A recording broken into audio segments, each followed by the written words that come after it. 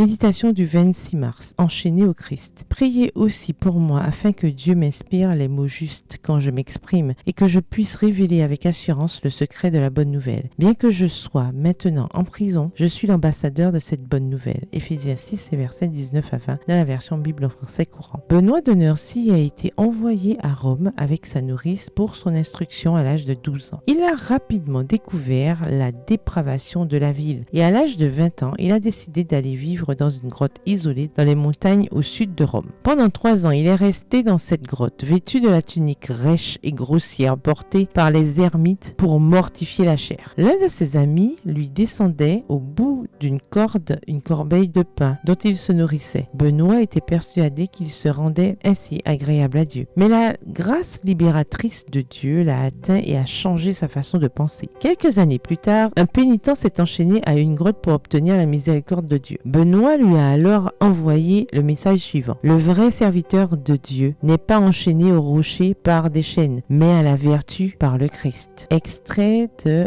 La Edad de la Fe, l'âge de la foi, dans la collection Las Grandes Épocas de la Humanidad, aux pages 33 et 34. Benoît avait compris qu'aucun acte de piété individuelle extravagant ne valait une vie de service et de dévouement à son prochain. Dans l'Antiquité, il était de coutume d'enchaîner les prisonniers par la main droite à la main gauche de soldats. Certains prisonniers pouvaient ainsi vivre en dehors de la prison. Il est possible que Paul fasse référence à de telles chaînes dans le verset d'aujourd'hui, ou qu'il ait utilisé cette figure pour faire référence à sa façon inconditionnelle de travailler pour le Christ. Quoi qu'il en soit, Paul et Benoît avaient compris qu'il n'y a pas de plus grande joie que de vivre enchaîné au Christ. Souvent, les gens construisent leur propre chaîne et restent coincés dans l'obscurité. La bonne nouvelle, c'est que nous n'avons aucune raison de vivre enchaînés au passé, aussi douloureux et instable qu'il ait pu être, ni au légalisme qui freine notre croissance. Nous n'avons même pas besoin d'être enchaînés à notre caractère s'il nous empêche de parler avec autorité de l'amour de Dieu. Libérez-vous de ceux qui vous entravent et enchaînez-vous au Christ. Votre victoire est certaine. PS, heureuse enchaînée au Christ. Bonne journée, que l'Éternel vous bénisse.